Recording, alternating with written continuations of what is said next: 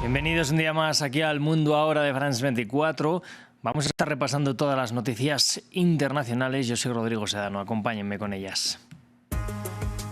Ya cerraron las urnas en Chile en las elecciones presidenciales y parlamentarias. Han sido las primeras de este tipo con voto obligatorio desde que la medida retornara al país. En torno a 15,7 millones de electores estaban llamados a elegir entre 8 candidatos. Vamos a ampliar desde Santiago. Y los ecuatorianos votan este domingo un referendo y una consulta popular impulsadas por el gobierno de Daniel Noboa.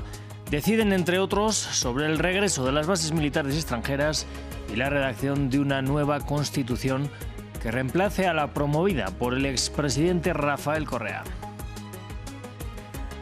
Y Estados Unidos informó este domingo de un nuevo ataque durante el sábado sobre una lancha a la que acusan de transportar drogas. Tuvo lugar en el Océano Pacífico y en él murieron 3 personas, sin que por el momento se sepan detalles sobre su nacionalidad. Comenzamos.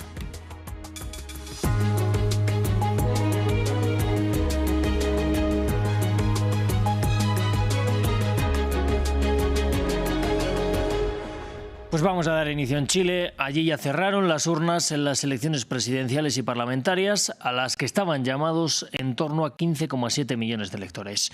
Han elegido entre 8 candidatos al sucesor del presidente Gabriel Boric y la renovación de 155 diputados y 23 senadores. Por primera vez desde el 2012 el voto era obligatorio en este tipo de elección, en medio de una alta preocupación por la situación de seguridad y la migración. Vamos a conectar con nuestro enviado especial a Santiago, Martín Gripo.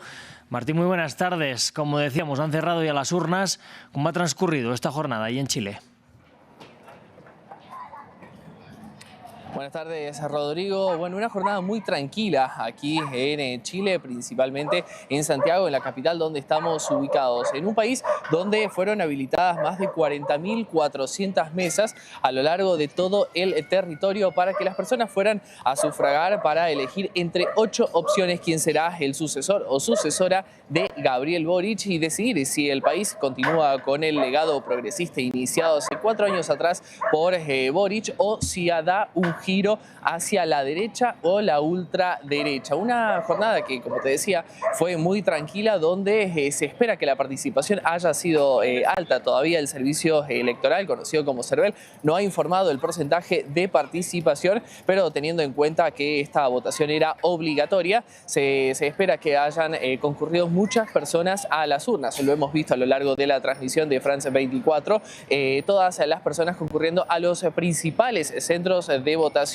que fueron habilitados aquí en Santiago. Como también lo anunciabas al inicio, elección en la que no solamente se eligieron candidatos presidenciales, también se eligieron cargos parlamentarios para renovar casi la mitad de la Cámara de Senadores y la totalidad de la Cámara de Diputados para cargos que ocuparán de acá a los 4 años. Este es el panorama a esta hora, Rodrigo. Mientras ya se esperan los primeros resultados, el CERVEL ha informado que continúa trabajando y en breves, en algunos minutos, comenzará a entregar esta información. Rodrigo.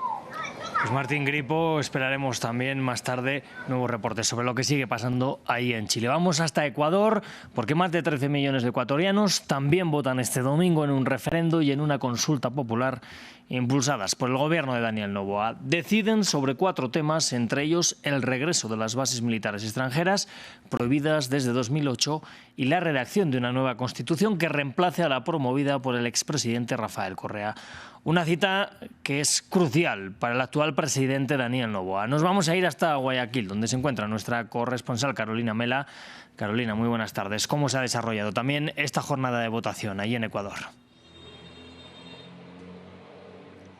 Ha sido una jornada de mucha calma, ya el 41% de los electores votaron, esto hasta la mitad todavía de la jornada, según el reporte del Consejo Nacional Electoral, es decir que todavía faltan algunos minutos para que la gente pueda seguir acudiendo y vaya y pueda sufragar. Recordemos que aquí la votación también es obligatoria, al igual que en Chile en estas elecciones.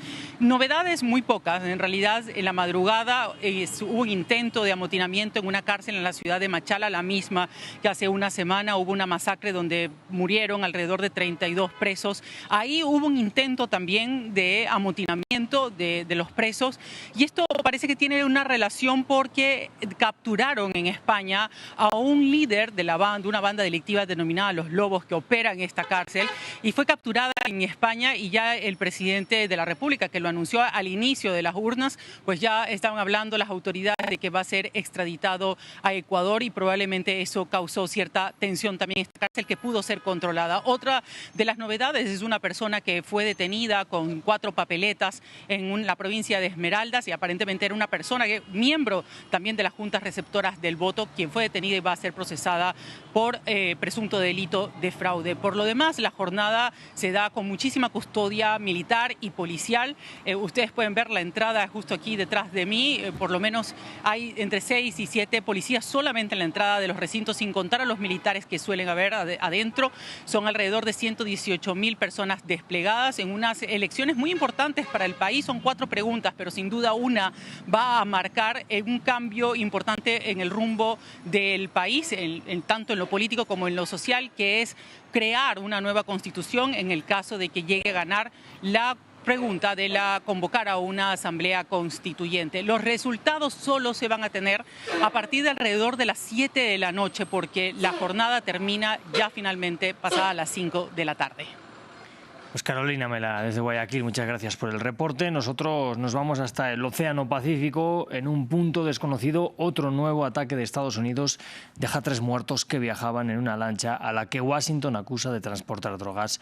La administración Trump, que informó este domingo del ataque, aclaró que este tuvo lugar durante el sábado. Han aclarado además que se atacó en aguas internacionales y no han dado detalles sobre la nacionalidad de los muertos. El 15 de noviembre, por orden del secretario de Guerra Pete Hegseth, la Fuerza de Tarea Conjunta Southern Spear llevó a cabo un ataque cinético letal contra un buque operado por una organización terrorista designada. Inteligencia confirmó que el buque estaba involucrado en el contrabando ilícito de narcóticos, transitando por una ruta conocida del narcotráfico y transportando estupefacientes. 3 narcoterroristas varones a bordo del buque murieron. El buque traficaba narcóticos en el Pacífico Oriental y fue atacado en aguas internacionales. Vamos ahora hasta Francia. Camilo Castro, francés, detenido en Venezuela desde finales de junio, ha sido liberado este sábado y aterrizó en París durante este domingo por la tarde. El instructor de yoga de 41 años había sido arrestado durante lo que esperaba fuese un breve viaje para renovar su visa colombiana. Vamos a ver el siguiente informe. Tras 4 meses detenido en Venezuela, es la primera imagen de Camilo Castro en libertad.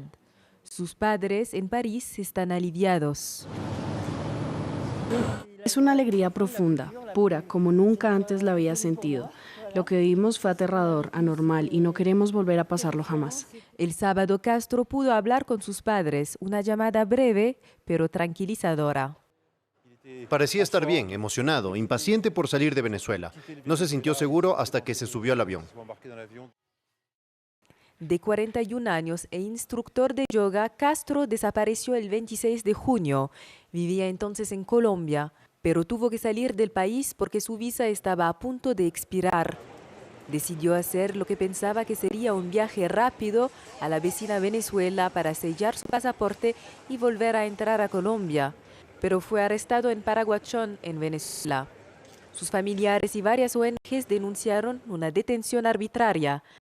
La liberación de Castro ocurre después de la visita del ministro francés de Exteriores a Colombia la semana pasada.